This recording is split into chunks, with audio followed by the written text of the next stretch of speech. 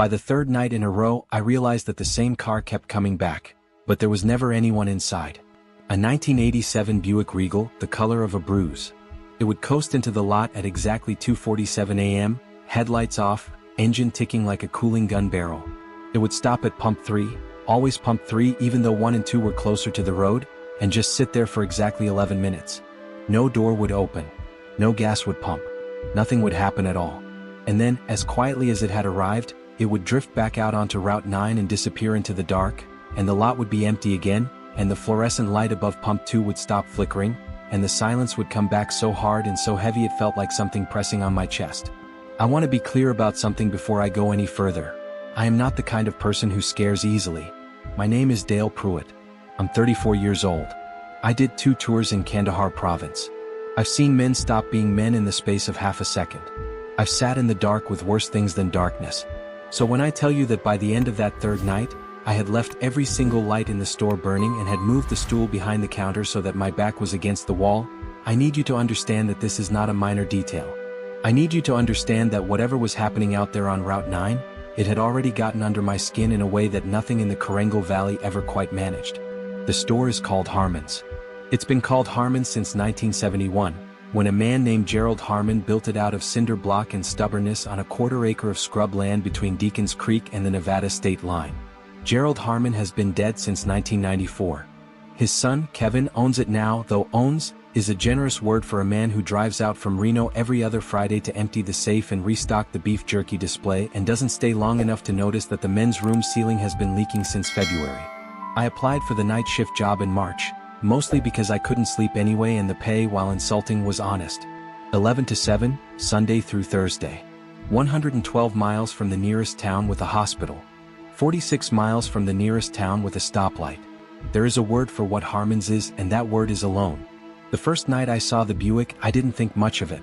This stretch of Route 9 gets its share of strange traffic. Truckers running illegal hours. Couples who've been fighting so long they've gone quiet. Kids from somewhere doing something their parents have no knowledge of. I've had a man pay for a Slim Jim with a $100 bill at 4 in the morning and not wait for his change. I've had a woman sit in her car for 90 minutes without getting out, and when she finally came inside she bought a bottle of water and told me very calmly that she'd seen something on the road. Just something. She couldn't say what. I didn't ask. Out here you learn not to ask. So when the Buick pulled in that first night, I just watched it through the plate glass and figured someone had fallen asleep at the wheel and coasted to a stop. It happens. I waited a minute, then went back to my magazine. When I looked up again 11 minutes later, it was gone, and I remember thinking, ha, and then thinking nothing else about it. The second night I was watching.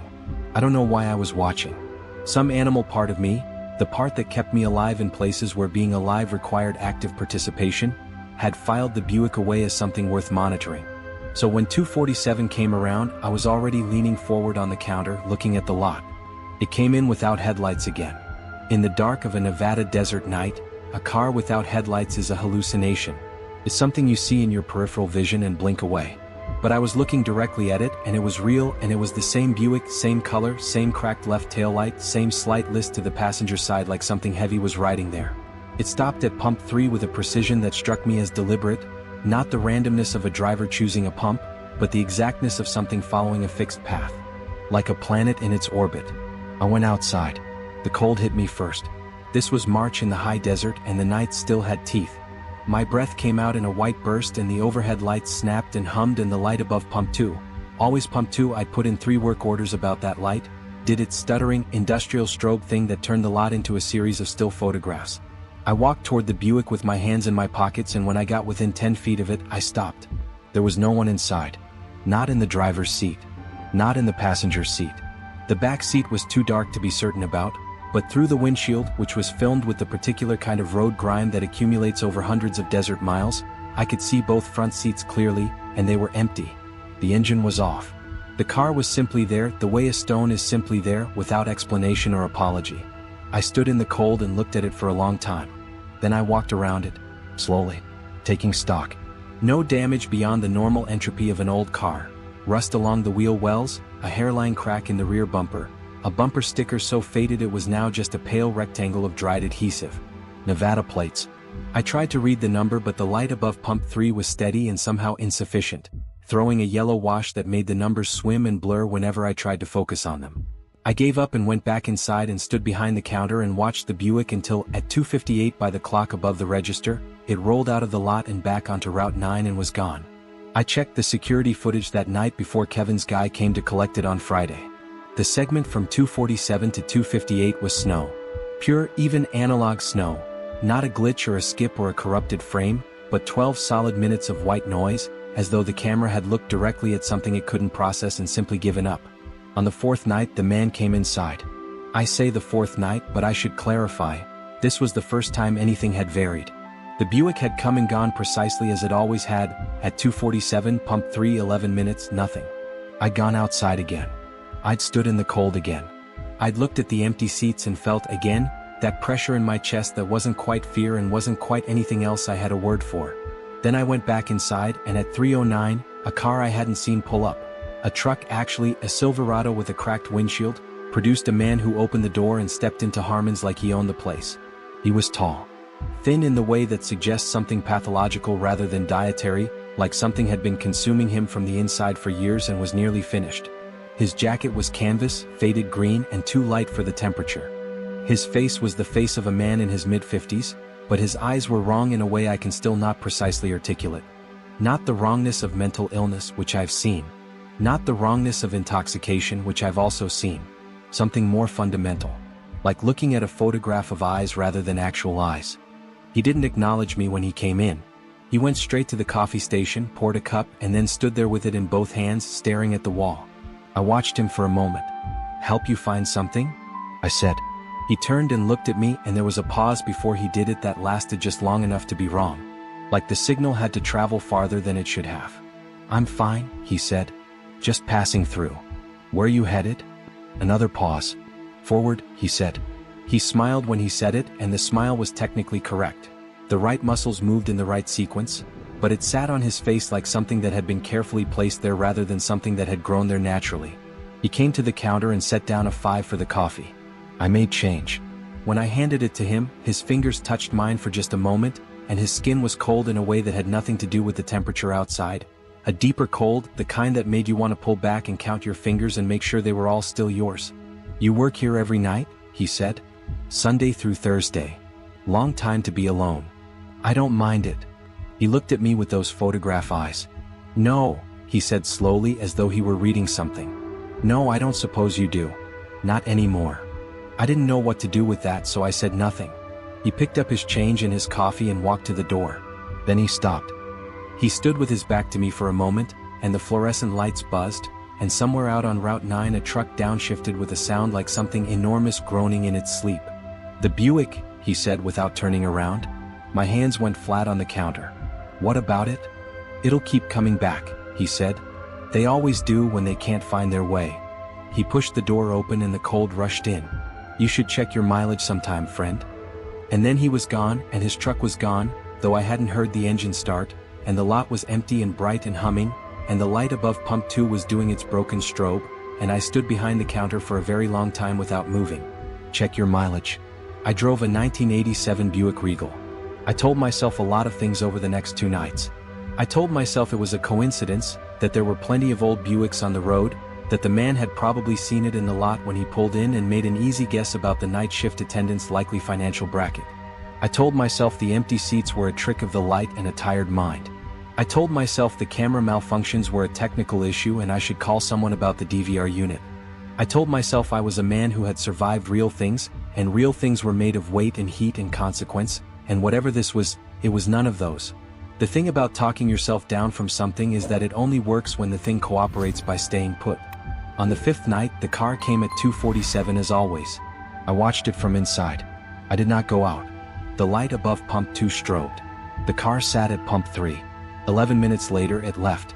At 3:15, I found myself standing in the lot anyway because I hadn't decided to go out there, and yet there I was, cold air filling my lungs, gravel under my boots. I had no memory of getting up from the stool, no memory of opening the door. I looked down. There were footprints in the thin dust at the edge of the lot, leading from pump 3 toward the road. Not tire tracks. Footprints. And leading from pump 3 toward the store, where they overlapped and confused themselves and eventually became just disturbance in the dust rather than anything legible. I went inside and sat on the stool and put my back against the wall and turned on every light I had. On the 6th night, I brought my old service pistol. I want to be careful about how I say this because I spent 3 years after I got back learning how not to reach for it, learning how to let the space around me be big and uncontrolled without needing the weight of it in my hand. But I brought it in the nylon holster I hadn't taken out of the box since the last time Kevin sent his cousin to fix a leak in the storage room, and the cousin had a record and Kevin hadn't mentioned it ahead of time. I set it on the shelf under the counter where I could reach it without looking. I don't know what I thought I was going to shoot. The Buick came at 2:47. I watched it from the counter. It stopped at pump 3. The lot was dark except for the functioning lights and the broken strobe of pump 2, and the car sat in all of that like a fact. At 2:51, 4 minutes in, the halfway point, my phone rang. The store phone. The landline. The number that's on the Harmon's website and on the sign by the road, that maybe gets called 6 times a month by trucking companies and twice a year by people who are lost. I picked it up. Silence. Not dead air. There was something behind the silence, a texture to it, a kind of breathing that wasn't quite breathing, like the sound of a room that has recently been occupied. "Hello," I said. The breathing shifted slightly. An adjustment. And then, very quietly, so quietly I had to press the receiver hard against my ear, I heard something that turned my blood to standing water. It was my own voice. Not clearly. Not a recording, not anything that clean. It was the degraded, underwater version of my voice, like hearing yourself in a dream, recognizable the way your face is recognizable in a mirror that has been left out in the rain. And it was saying something, repeating something, and I couldn't make it out at first, and then I could, and what it was saying was, "You need to look at the car. You need to look at the plates." The line went dead. Outside, the Buick was still at pump 3. 3 minutes left. I went outside. I don't remember making the decision. I don't remember if I was afraid. I remember the cold and the gravel and the strobe of the bad light and the specific way the desert smells at 3 in the morning, which is like nothing and like everything at the same time, all that emptiness distilled into a scent. I walked to the Buick. I walked around to the back. I looked at the plates. And the ground came up at me, or I went down toward it, or the space between me and the ground simply ceased to exist, because my knees hit the gravel and I was kneeling behind the car like a man in prayer, which is not something I have done since I was 9 years old. The plates were mine. My plates. Nevada, 7 characters. A sequence I've had memorized the way you memorize your own birthday, your own phone number, the sound of your own name. I know those plates. I have renewed that registration twice. I know them. They were on this car. And this car was not my car. I got back inside somehow. I don't have a clear accounting of how. I do know that I sat behind the counter and didn't move until the plates thing made room for another thought, and the other thought was, when did I last leave? I work Sunday through Thursday.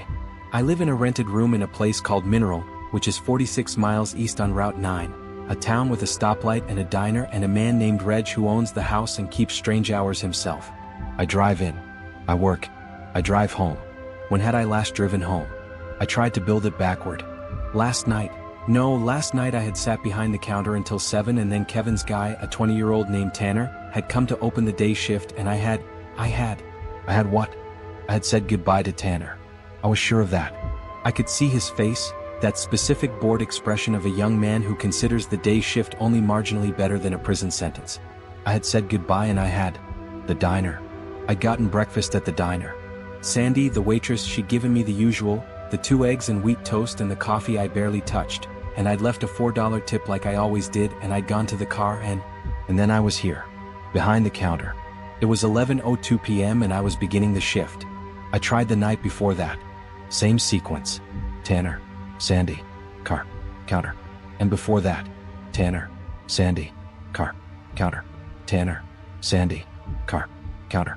I stood up from the stool so fast it clattered to the floor, and I went to the men's room and ran cold water on my face and looked at myself in the mirror. The mirror in the Harmon's men's room is old and slightly warped and has a water stain in the lower left corner shaped like a bird in flight. I know this mirror very well. I have stood in front of it many times and looked tired. I looked at myself, and for just a moment, for the length of one stuttering fluorescent flash, the man looking back at me from the mirror looked less like a man who was tired and more like a man who was over, who had arrived at some terminal point and simply not been properly informed. I turned off the water. I went back to the counter. I picked up the stool. At 4:30, the tall man came back. He didn't get coffee this time. He just came in and stood by the door, hands in the pockets of his canvas jacket, and looked at me with those photograph eyes. "You checked," he said. It wasn't a question. Who are you? I said. My voice was steady. Whatever was left of the military in me had come forward and taken the wheel. Nobody important. He came to the counter. Just somebody who comes through here. You come through here every night?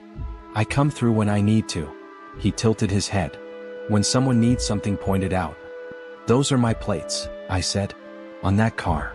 Yes. That's not my car. He looked at me for a long time. No, he said finally. It isn't. Then how? Dale. He said my name like he was reading it off something like he'd prepared it. When's the last time you went home? Yesterday morning. Are you sure? The lights buzzed.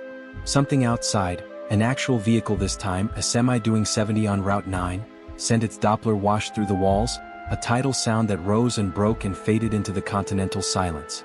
I started. The diner, he said. Sandy. 2 eggs, wheat toast. I went cold. How do you know that? Because you told me, he said. Last night. And the night before. He reached into his jacket pocket and set something on the counter between us. It was a Harmon's receipt.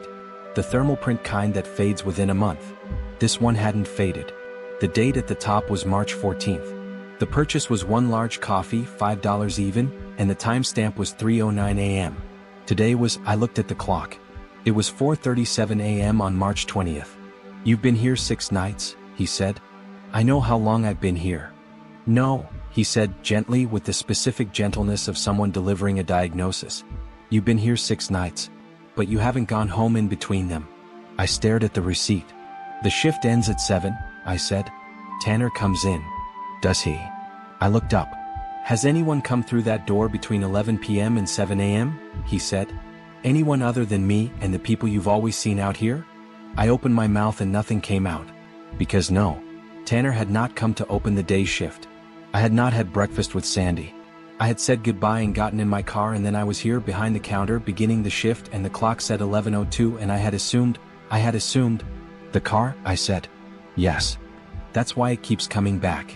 He didn't answer, which was its own kind of answer. It's trying to. The thought was so large and so wrong-shaped that it didn't fit through any of the normal channels. I had to say it in pieces. It's trying to find its way back. And it can't. The place holds on to things, he said. Always has, far as I know. Mostly it's just feelings. You drive by and you feel tired without knowing why, or sad, or like you left something behind somewhere. But sometimes. He picked up the receipt and folded it back into his pocket. Sometimes it holds on to more than feelings. What is this place? I said. He considered the question seriously, which I appreciated. A seam, he said finally. Between one thing and another thing. Between one time and another time. They built the station right on top of it. Gerald Harmon, he didn't know what he was doing, or maybe he did and made his peace with it. I genuinely couldn't tell you. But things that come through here sometimes don't make it all the way through. They just. He made a gesture with one thin hand. Circle. I'm circling, I said. You're circling, he confirmed. The receipt. March 14th. What happened on March 14th? I said, and even as I said it, I knew, with the certainty of a man who has just recognized a smell he'd been trying to place for weeks, that I didn't want the answer. But I asked because I am the kind of man who would ask. He looked at me for a long time. You came in for your shift, he said. And about 40 miles back on Route 9 your car. Don't, I said. He stopped.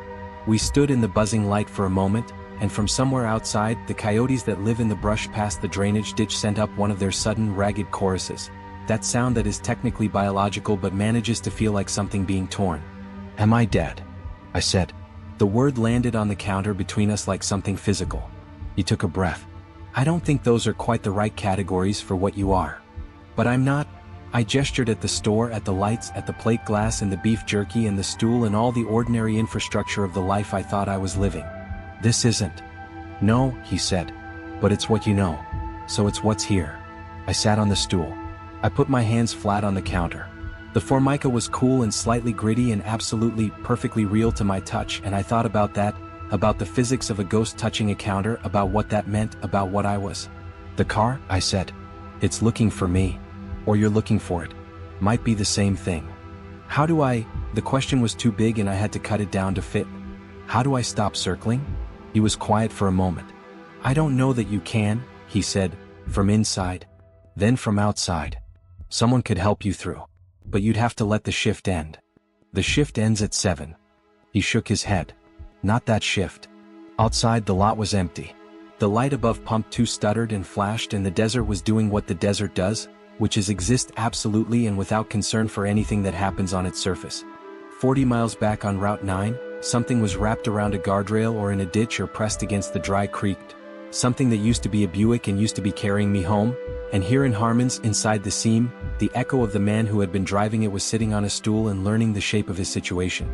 I thought about Kandahar. I thought about the men I'd seen stop being men. I thought about how they'd looked in that final half second, and whether they'd felt what I was feeling now, which was not grief and not fear but rather something quieter and stranger and much harder to name, the specific and private sensation of a thing that has finished. What do? I said. Wait for the car, he said. When it comes, don't watch it from inside. Don't go out and stand by it. Get in. Get in. It's been waiting for you to do that. That's why it keeps coming back. I looked at the clock. 4:52 a.m. You'll be gone before then, I said. I'm usually gone by 5. Who are you? He picked up nothing because he hadn't bought anything and walked to the door. Just someone who comes through, he said. Someone who helps people like me. He paused with his hand on the door. I try, he said. I don't always get the timing right. He looked back at me, and for just a moment the photograph quality of his eyes was gone, and behind them was something that had lived a long time and seen a great number of things and was still, despite all of that, trying. Were you someone? I said. Before? He opened the door. The cold came in. Weren't we all? He said. He was gone by 5. I sat behind the counter and watched the clock and listened to the desert and the highway and the buzzing lights, and I tried to remember what it had felt like to be someone driving toward something, toward a shift, toward a known sequence of events in a life that was going to continue. It wasn't hard to remember. It was very clear. I had been tired and listening to the radio and thinking about nothing in particular, the way you do when a road is familiar and the night is a container and you are simply a thing being moved through the dark from one place to another. I had not been afraid. I don't think I had had time to be afraid. I was grateful for that, at least. At 2:47 the Buick came in. I walked outside. The cold was the same cold it had always been, and the strobe of pump 2 was the same strobe, and the gravel was the same gravel, and the desert sat in every direction doing its enormous, patient thing. The Buick was at pump 3 exactly where it always was, and in the light, real light, the flat and honest overhead light, it didn't look supernatural. It looked like what it was, an old car the color of a bruise listing slightly to the passenger side, with a cracked left taillight and a faded bumper sticker and the road grime of 40 miles on a cold Nevada night. My car. I stood in front of it for a moment. I looked at the empty driver's seat through the windshield. Then I opened the door and I got in. The seat was my seat. The smell was my smell. The specific archaeology of a vehicle that has transported the same person for several years, the residue of fast food and work boots, and the particular soap I'd bought at the gas station up in Elko because I'd run out and hadn't gotten around to buying better. The radio was on, very low, and it was playing something I knew, a song I knew, and the needle on the fuel gauge was sitting where it always sat, slightly below half. I put my hands on the wheel. The light above pump 2 stopped flickering. Just like that. After years or months or whatever it had been, after all the work orders I'd put in that Kevin's guy had never gotten around to, it stopped, and the lot was evenly and uniformly lit, and the Harmon sign threw its red glow out onto Route 9, and inside the store through the plate glass the stool was empty. I looked in the rearview mirror. Route 9 ran back into the dark, flat and straight and endless, the way these roads always are, the way they refuse to give anything away about where they lead. But there was light, somewhere back there, not the light of another car, something softer and more diffuse, like a dawn that was being gentle about arriving. My hands were on the wheel and the engine wasn't running, and I wasn't sure I was going to start it or if starting it was even the mechanism, if that was how this worked. I didn't know how this worked. I was a man who worked the night shift at a gas station and had done 2 tours and was not the kind of person who thought much about what came next. But the seat was my seat. And the road was my road. And somewhere back in the 40 miles between here and Mineral, there was a point at which things had gone wrong, and maybe, the tall man had not said this, but maybe the car going back was the point. I sat in it for a while. The desert breathed around me, the vast and indifferent breath of something that was there before people and would be there after, and the radio played its quiet song, and the lights of Harmon's burned behind me, faithful and yellow and alone. I don't know what I was waiting for. Maybe I was just resting. Maybe, after 6 nights of circling, I had earned a moment to just sit in my own car and look at the road and not be afraid. The light behind me in the rear view, was getting softer and stranger and more present. I looked at it for a long time. Then I looked at the road ahead. Then I made a choice between them, or maybe the choice was made for me, or maybe there was no choice and there never had been. Maybe all of it, the whole long looping nightlit repetition of it, had been moving toward this single and specific moment of stillness before the next thing. The radio played. The desert breathed. The light above Pump 2 held. Route 9 waited, in both directions the way roads wait, without preference, without judgment, infinite in its willingness to take you wherever you decided to go. And the car sat at the pump. And the lot was empty. And the night held everything in it, perfectly still, like an intake of breath. And then, Harmon's is still there, if you're driving Route 9 between Mineral and the state line. You'll see the sign from about 2 miles out on a clear night, red letters, a few of them buzzing. Pull in if you need gas. The coffee's bad but it's hot. The man behind the counter is quiet but he's always there. Just don't come through at 2:47. And if a Buick is at Pump 3 when you pull in, don't look too hard at the plates.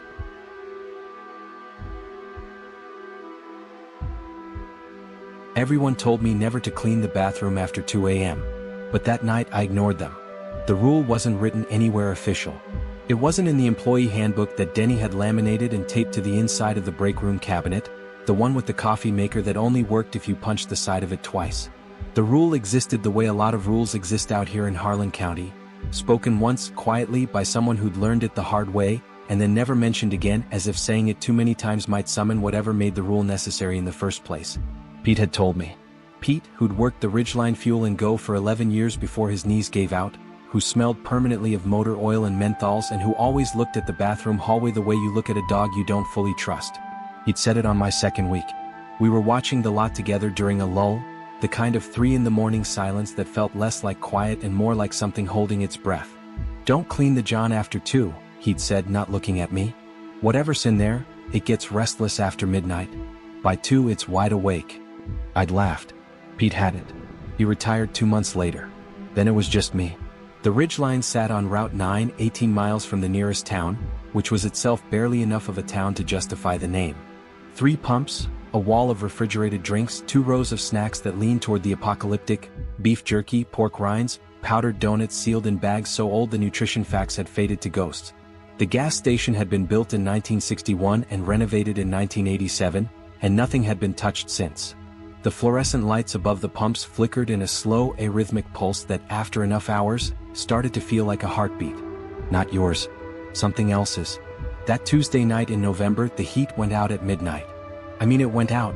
Not slowly, not gradually, but like a candle someone pinched between 2 wet fingers.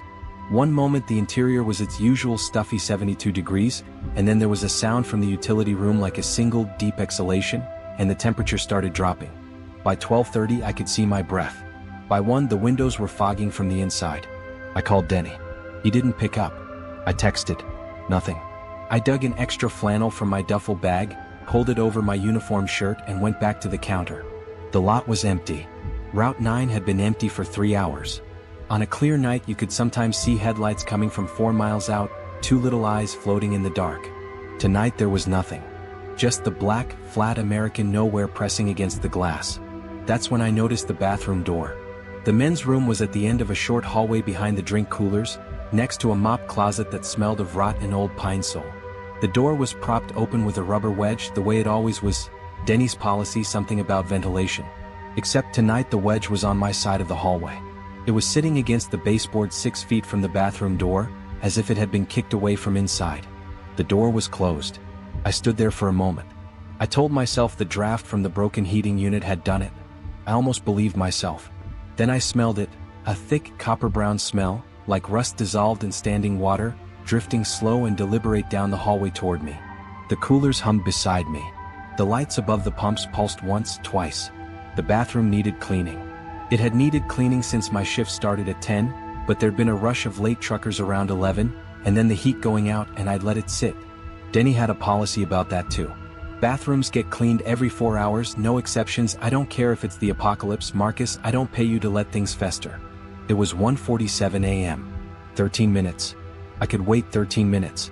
I went back to the counter. I watched the clock. The second hand moved the way second hands move when you're watching them, each tick deliberate and almost contemptuous, like it knew what I was doing and found it pathetic. At 1:52 I stopped looking at the clock. At 1:58 I looked again. At 1:59 I grabbed the cleaning caddy from under the counter. Then the lights above the pumps went out. Not flickered. Not dimmed.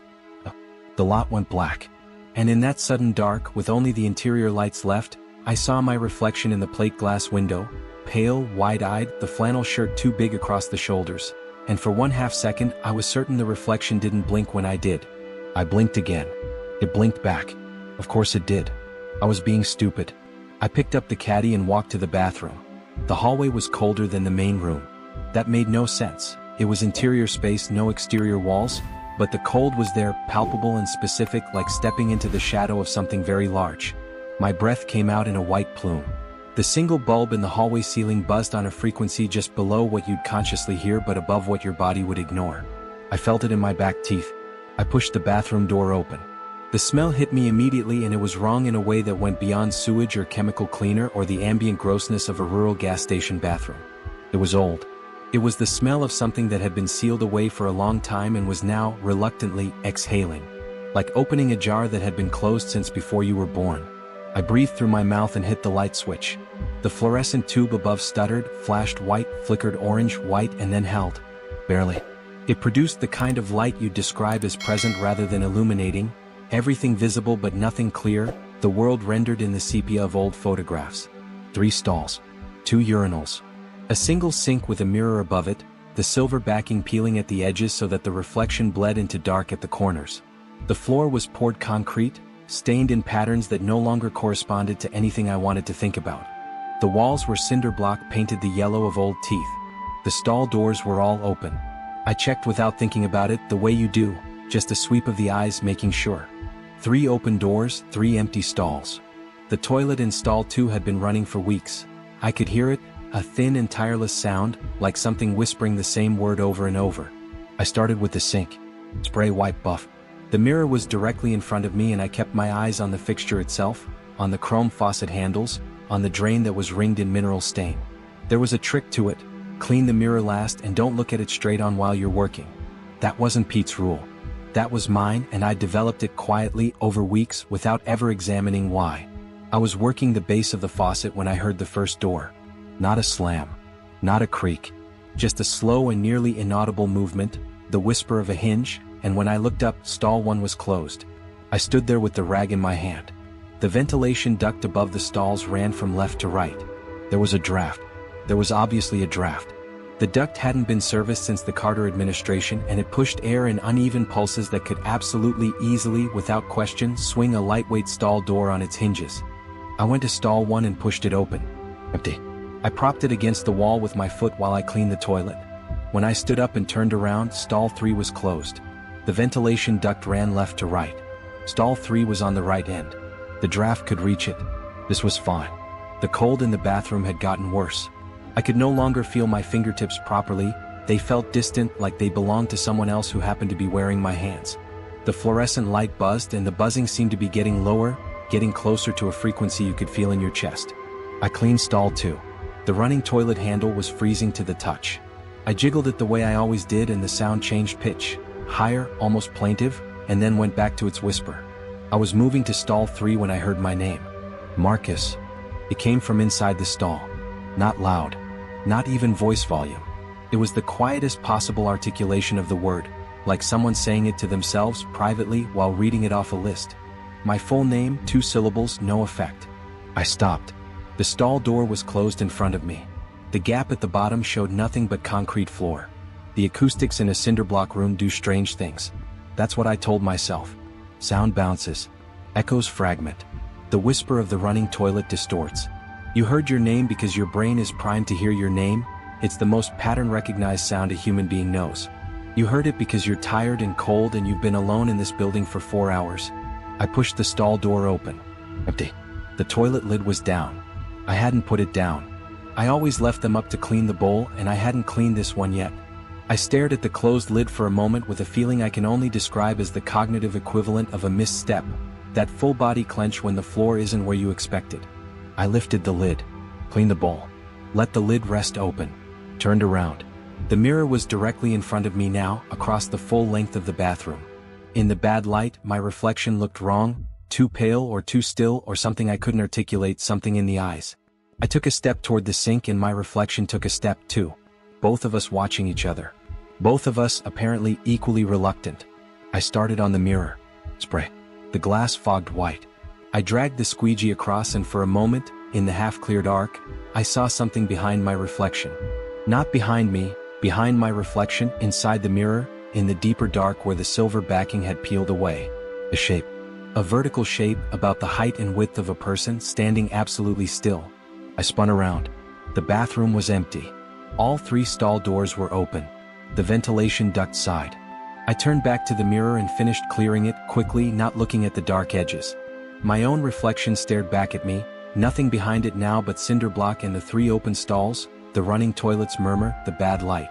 Then stall 2 closed. Slow. Inevitable. Like a period at the end of a sentence. Then stall 1.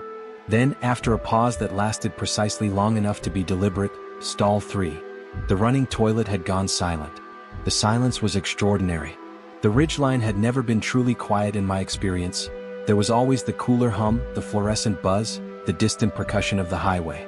But in that moment the bathroom was sealed in a silence so complete it had texture. It was the silence of the inside of a wall. The silence of something holding its breath. Don't panic. I held on to that. Don't panic, don't run. If you run, something in your brain will register that as confirmation that there's something to run from and you will lose the ability to talk yourself down. Stand still. Breathe. I breathed. The cold had reached a point that no longer felt like ambient temperature.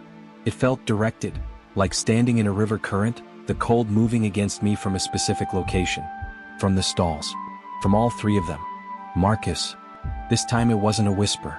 It came from stall 2 and it was a voice I knew. My brother's voice. Identical, the particular mid-range roughness of it, the way Derek dropped the second syllable slightly, the exact cadence he used when he was calling me from another room. Derek had died 4 years ago. Car accident on a November night on a road that looked, I would later think, not entirely unlike Route 9. I said out loud to the room, "That's not real. Marcus, it's cold." My hands were shaking. I want to be precise about that. They were shaking in a fine, constant tremor that had nothing to do with the cold and everything to do with the fact that whatever was in stall 2 had just weaponized the most specific grief I owned. "You're not him," I said. My voice sounded thin and strange in the tiled room. "You don't know him." The silence breathed. Then from stall 1 my mother's voice, "Baby, come here." And from stall 3 my own voice, my actual voice, unmistakable and horrible, "There's something wrong with the mirror." I looked at the mirror. The reflection in it was not doing what I was doing. It was standing differently, shoulders forward, head tilted, facing not straight ahead but slightly to the right. Toward stall 3. And as I watched, it raised one hand, my exact hand, the scar on the knuckle from a childhood fence and the chipped thumbnail and all of it, and it pointed at stall 3 with one finger, slow and emphatic. I took a step back and hit the door. The handle didn't turn. I tried it again, both hands, and the cold of the metal burned my palms and the handle turned freely in its housing, but the door did not move, did not open, did not give by a single millimeter. I threw my shoulder into it. Nothing. I hit it with my fist and the sound it made was flat and dead, absorbed immediately, as if the door had been set in concrete rather than hung in a frame. My phone. Back pocket. I pulled it out and the screen was lit with a call in progress. The contact name read Derek. The call timer read 4 minutes and 32 seconds. 4.5 minutes. I hadn't placed this call. I put the phone to my ear and heard breathing, slow, regular, utterly patient breathing, and then the call ended and the screen went dark, and when I tried to turn it back on, nothing. The lights went out. In total darkness, the cold became something almost solid. I pressed my back against the door and I could feel it on every inch of exposed skin, face, hands, the strip of wrist between glove and sleeve, a cold that wasn't just temperature but attention. Focused, interested. The cold of being watched. Marcus. My own voice. From directly in front of me. Close, 3 feet, maybe 4. "What do you want?" I asked the dark. Silence. And then, very softly, in a voice that was almost mine but not quite, slightly flatter, slightly hollowed out, like a recording played through one too many walls. "To show you something. I don't want to see it. You already have." The light came back. Partial, just the fluorescent tube, struggling, cycling through its death flicker of white and orange. In the strobing half-light, all 3 stall doors were open again. And in the mirror, my reflection was gone. The mirror showed the bathroom. It showed the stalls, the sink, the concrete floor, the cinder block walls. It showed everything in the room except me. Where I should have been standing, where I was standing, there was simply more bathroom. I walked toward the mirror and watched the empty space where I should have appeared grow larger, and then I was at the glass, nose almost touching it, and I was looking at the inside of the bathroom from a position in it, and the mirror reflected none of me, not my breath fogging the glass, not my hands pressed against the frame. Nothing. From inside stall 3, this is what it feels like. What feels like. Being here and not being seen.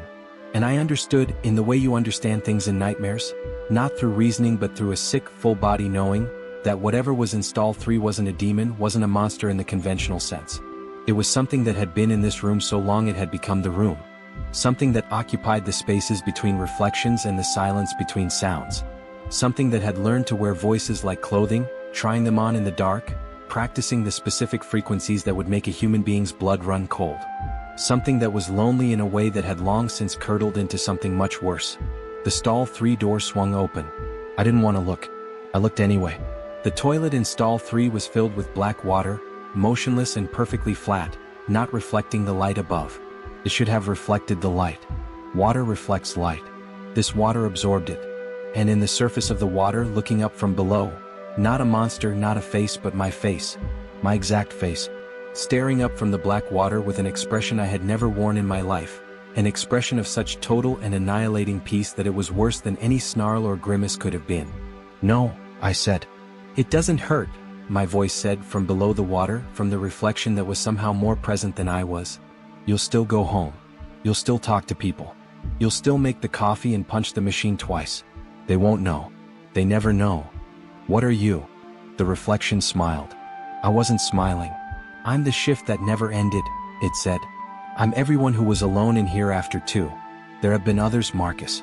You're not special. You're just next." I ran. I hit the door with everything I had, and something had changed, or the room had decided it was done with me, because the door swung outward and I went with it, sprawling into the hallway, the cold linoleum against my palms, the cooler hum slamming back into my ears like a wave. I lay there for a moment. The bathroom door swung slowly shut behind me. From inside, barely audible through the wood, "Good night, Marcus." In my voice. Perfectly my voice. I got up. I went to the counter. I sat down on the stool. At some point the lights above the pumps came back on. At some point, around 4 in the morning, a trucker pulled in for diesel and I processed the sale and he said, "Rough night?" And I said, "Yeah, heater's out," and he said, "Rough," and drove away. When Denny came in at 6, I gave him the keys. I told him I was done. He asked if I was okay. I said yes. I've said yes to that question many times since. I've gotten very good at it. Here is what I know. I know I walked out of that bathroom. I know I went home and I slept and I woke up and my life continued in all the ways that lives continue. Coffee, phone calls, errands, the accumulation of ordinary days. I know this. But I also know that 3 weeks after I quit, I was washing my hands in my apartment bathroom and I looked up at the mirror, and for just a moment, less than a second, the duration of a single blink, the reflection was already looking at me before I looked at it. And sometimes in quiet rooms I hear it. Not a voice. Not words. Just a quality of silence that is slightly too full. A silence that is occupied. And sometimes people look at me, people who've known me for years, my mother, my friends, and I catch something in their eyes, a flicker of hesitation, a moment where their expression asks a question their mouth doesn't form. As if they recognize me but are not quite sure they recognize me. As if something is almost right but not quite. As if I'm a reflection that has learned to move correctly.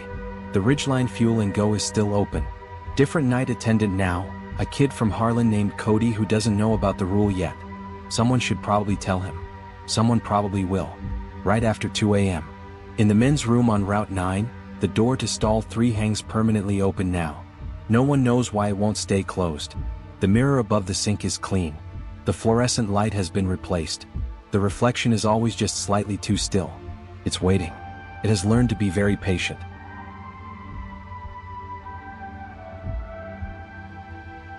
He always showed up at exactly 3:17 a.m., and every single time he asked for the same thing. A pack of Lucky Strikes and a cup of black coffee. I know because I wrote it down. That's the kind of thing you do when the nights get long enough and the highway gets quiet enough and your own heartbeat starts to sound like something following you through an empty house. You write things down just to prove they're real. Just to prove you're real. The Sunoco on Route 9 sits about 11 miles outside of Hatchet Falls, Missouri. One of those towns so small it only appears on maps that haven't been updated since the Clinton administration. The station has 6 pumps, 2 of which haven't worked since before I got hired, a bathroom that smells like something crawled inside the walls to die, and a fluorescent light above pump 4 that buzzes in a frequency I've become convinced is slowly liquefying my brain. I've worked the overnight shift for going on 3 years. 11 p.m. to 7 a.m., 5 nights a week, just me and the hum of the refrigerators and the occasional trucker who wants a microwave burrito and directions to the interstate. I didn't mind the solitude at first. After my divorce from Carol, after the apartment in Springfield fell through, after my brother stopped returning calls, solitude started to feel less like loneliness and more like a reasonable agreement I'd made with the world. You leave me alone, I leave you alone. We call it even. The man first appeared on a Tuesday in late October. I remember because the Cardinals had lost the night before and I was in a bad mood, which meant I was paying more attention than usual, not to customers but to the clock. Watching it, willing the hours to compress. It was 3:16 a.m. when the door chimed, and I looked up expecting a trucker, expecting someone road-worn and blinking, expecting the ordinary theater of the desperate and the sleepless. He was not that. He was tall, not alarmingly so, but enough that he had to dip his head just slightly when he came through the door, the kind of reflex that suggested he'd done it 10,000 times in 10,000 doorways. He wore a gray jacket, the kind without any particular style or era to it, just gray fabric over a dark shirt, dark slacks, dark shoes. His hair was brown and side-parted and so precisely arranged it looked less like hair and more like the idea of hair. His face was, and I've struggled to describe this to myself on 100 sleepless mornings, his face was almost handsome, almost symmetrical, almost the face of someone you'd pass in a grocery store and forget immediately. But something in the geometry was just slightly wrong. Like a photograph of a face rather than a face itself. He walked to the counter with a kind of measured deliberateness. Not slow. Not fast. Each step consuming exactly the same fraction of a second as the last. Pack of Lucky Strikes, he said. And a coffee. Black. His voice had a quality I couldn't name that first night. Smooth yes. Low yes. But there was an absence in it, like a recording made in a room where all the natural echo had been stripped out. When people talk, their voices carry the room they're in. His voice didn't carry anything. I turned to get the cigarettes from the rack and when I turned back he was watching me. His eyes were dark, brown or black, I couldn't tell in the light, and they were open. Fully open. The ordinary human eye has a kind of constant subtle animation. The small saccadic drifts, the reflexive moisture-seeking blinks, the micro-adjustments that happen so fast you don't consciously notice them until they're gone. His eyes were still. $3.89, I said, setting the pack on the counter. He placed a $5 bill on the counter. Crisp. Flat. The kind of bill that's never been folded. Keep the change, he said. I gave him his coffee. He stood at the counter and drank approximately 1/3 of it, then set the cup down, tucked the cigarettes into his jacket pocket and walked out. The door chimed. I watched through the window as he walked toward the pumps and then, and I've turned this over in my mind so many times the memory has become unreliable, I lost him. He was there walking and then he simply was not. Not around the corner. Not in a car I'd missed. Just not. I checked the clock. 3:22 a.m. I told myself it was nothing. I told myself I was tired. I made a fresh pot of coffee and listened to the highway and did not think about his eyes. He came back the next night. 3:17 a.m. Door chime. Gray jacket. Dark shirt. Same precise walk, same measured steps. Pack of Lucky Strikes, he said. And a coffee. Black. I felt a small cold thing move through my chest. Not quite fear, not yet. More like the feeling you get when you hear a sound in the middle of the night and can't place it. That suspended moment before your brain decides whether to relax or scream. Sure, I said. I was watching his face this time. Watching his eyes.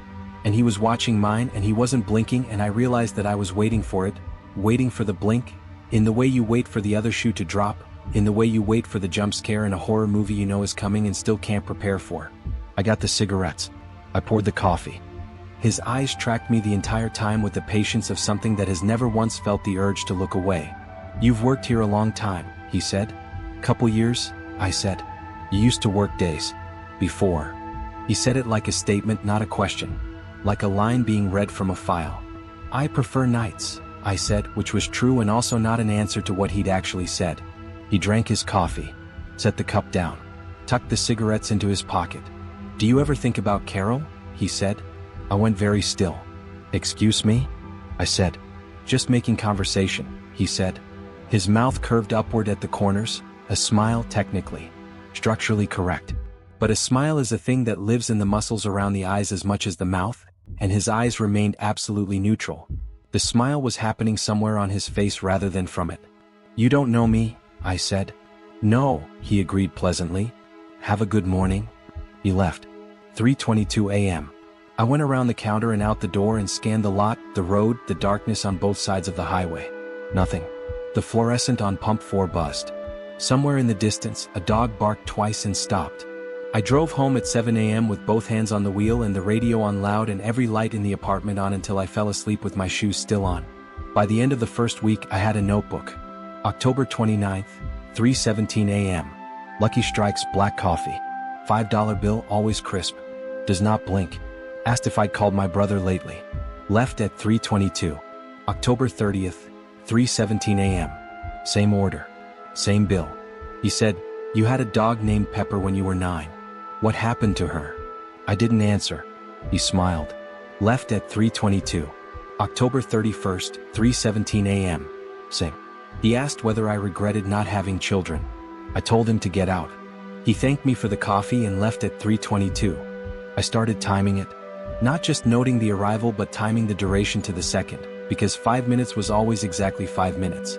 I'd stand there with my phone stopwatch running and he'd walk in at 3 hours and 17 minutes and walk out at 3 hours and 22 minutes and I was never off by more than 2 seconds, which I attributed to human error in the stopping. On November 3rd I called my brother. We talked for 40 minutes. It was the first time in 8 months. I told myself it had nothing to do with the man in the gray jacket. On November 7th I first noticed the clock. There's a large analog clock on the wall behind the counter.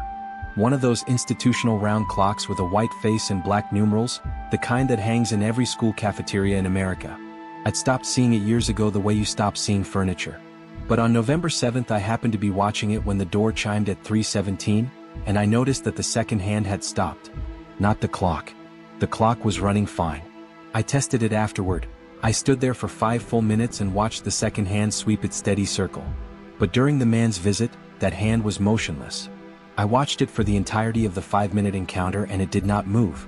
When the door chimed on his exit and I looked back at the clock, it was 3:22 and the hand was moving perfectly normally, as if nothing had happened, as if time had simply resumed a conversation it had briefly paused. I told my coworker Deb about the clock when she came in for the morning shift. I did not mention the man. I phrased it as a maintenance issue. "The clock in the back works fine," she said, not looking up from her phone. "I'll mention it to Ralph." I wrote it down in the notebook. On November 12th, a trucker named Walt was in the store when the man arrived. Walt was a large, amiable man from Tulsa who came through Route 9 every week or so and always bought the same thing. A family-sized bag of Funyuns, a Mountain Dew, and a beef jerky stick that he'd unwrap before he even got back to his truck. We had an easy, transactional friendship. The kind you can only have with someone you see for 7 minutes every few days and know almost nothing about. Walt was standing at the refrigerator cases when the door chimed at 3:17. I watched the man walk in. I watched him walk to the counter. I looked at Walt expecting, I don't know what I was expecting. Some flicker of awareness. Some shared acknowledgement of the wrongness in the room. Walt closed the refrigerator, looked down at his Funyuns, and wandered toward the front with the particular contentment of a man who has found what he came for. He walked directly past the man in the gray jacket. Not around him. Not with the slight, unconscious course correction humans make when they navigate around each other in a shared space. Through him, nearly within inches certainly, and Walt's eyes didn't track, didn't adjust, didn't register anything at all. He set his items on the counter and waited pleasantly for me to ring him up, and the man in the gray jacket stood 3 feet away and Walt might as well have been alone in the store. "You seen anything interesting tonight?" Walt asked me, meaning the highway, meaning the weather, meaning nothing in particular. "Not really," I said. My voice was steady. "I'm somewhat proud of that." "Safe drive," I said when Walt left. The door chimed. The door chimed again. The man and I were alone. "He can't see me," the man said simply as if answering a question I'd been too afraid to ask. "None of them can." "What are you?" I said. My voice held. He considered this the way a person considers a mildly interesting problem, tilting his head approximately 4 degrees to the right, the movement so precise it felt calibrated. "I'm a regular customer," he said. "That's not what I mean." "I know what you mean." He drank his coffee. Set it down. "Does it change anything?" What you'd name me? Yes, I said. It changes everything. He smiled again, that structurally correct, emotionally vacant arrangement of facial muscles. You've been writing things down, he said. Yes. That's good. That's what I did too. The cold thing in my chest tightened. What do you mean what you did? I mean there was someone before me who sat where you're sitting and wrote things down in a notebook just like yours and asked questions just like yours. He paused. He was afraid too. The fear doesn't help, but it doesn't hurt either. It's mostly just noise. Someone before you, I said. The person who worked this shift. Before you. I looked up, his eyes. Still open. Watching me the way the dark watches you when you open a door you shouldn't. Danny Ostrowski, I said. The name came out of me before I'd decided to say it. Danny Ostrowski, who'd worked the overnight at this exact station and who'd had a breakdown in the winter of 2019 according to Ralph, who'd hired me in the spring of 2020, who'd left suddenly, who Ralph described as a good kid who let the nights get to him. I'd never thought twice about Danny Ostrowski. The man said nothing. But something in that geometric almost face shifted in a way I couldn't describe, a way that made me think of a door opening in a house that was supposed to be empty. There is a particular quality to silence in a gas station at 3 a.m. that I have never been able to adequately explain to anyone who hasn't experienced it. The refrigerators hum. The highway breathes. The fluorescent lights conduct their private frequency. There is always sound, but the sound has a quality of waiting, of held breath, as if the silence underneath it is the real thing and the sounds are just covering for it. On November 19th, even those sounds stopped. The man walked in at 3:17. Same order, same bill, same patient stillness. And approximately 40 seconds after he arrived, I became aware that the refrigerators had gone quiet. Not off, the lights were still on inside them, but silent. The fluorescent above pump 4 had stopped its buzzing. The highway was empty and noiseless in a way that felt less like an absence of traffic and more like an absence of world. Like the station was a set and everything beyond the windows was a painted backdrop, and behind the backdrop there was nothing at all. It's quiet, I said. Yes, he said. Why is it quiet? Because this moment isn't really happening in the way you think it's happening, he said.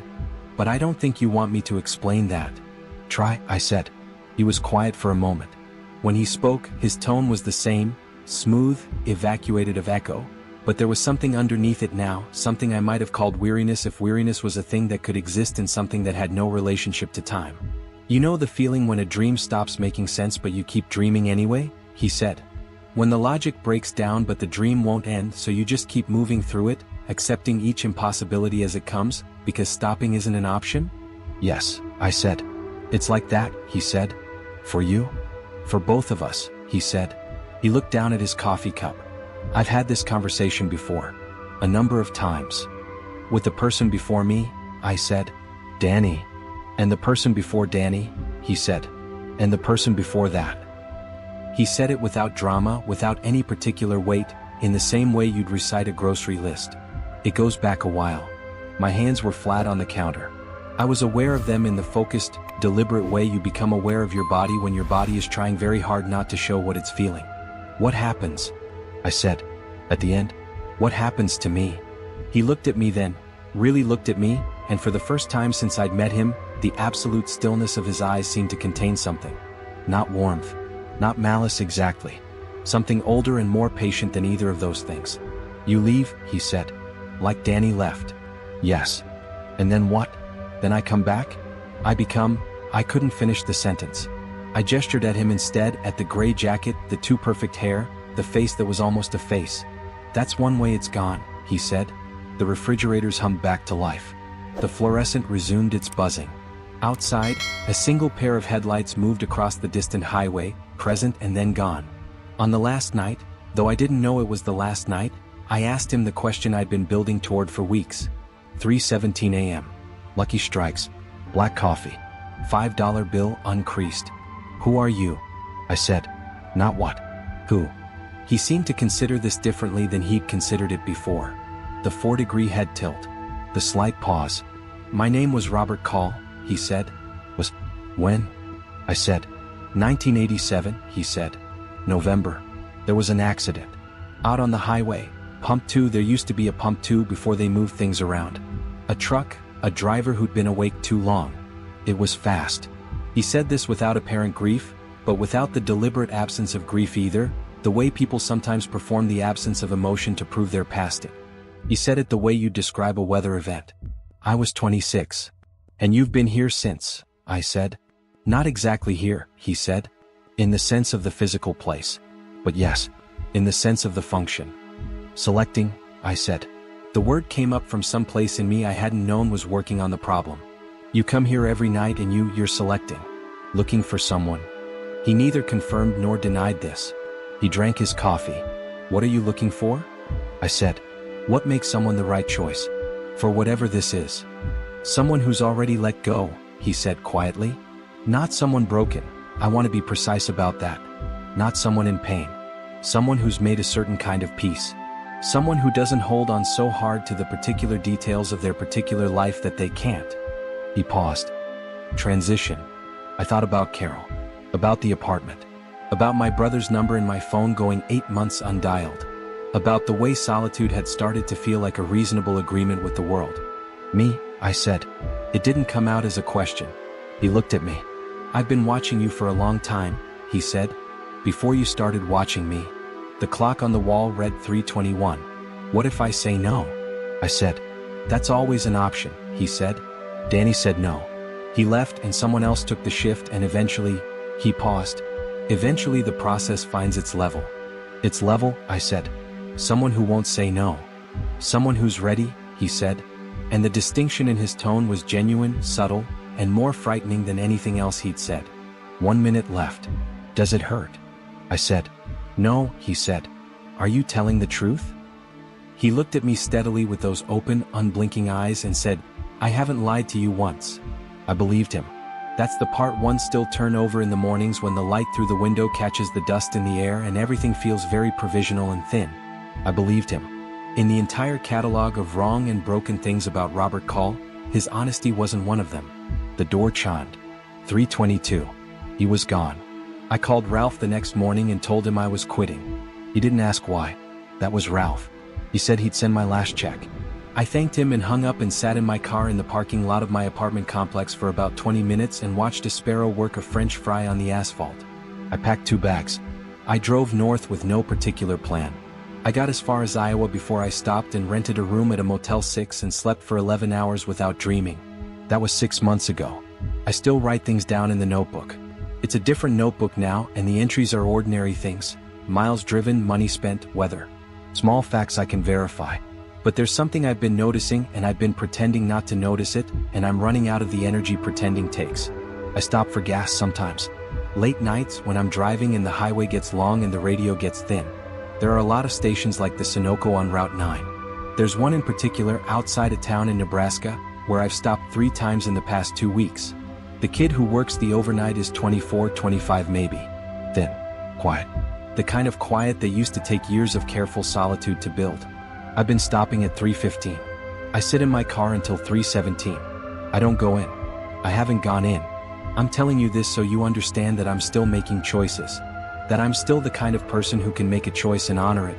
That the thing Robert Call saw in me, that quality of having let go, of not holding on to the particular details of a particular life, that isn't the same as having no self left. I have a self. I'm choosing. I'm writing this down because writing things down proves they're real. But I'll be honest with you, since we've come this far together. Last night I sat in that parking lot until 3:21. And tomorrow night I'll probably make it to 3:17. And at some point, not tomorrow maybe, not next week, but at some point, the door is going to chime. And I'll walk in. And there'll be someone behind that counter. And I'll say, pack of Lucky Strikes. And a coffee. What? And I'll watch them watch my eyes. And we'll begin. The clock on the wall will read 3:17. It will always read 3:17.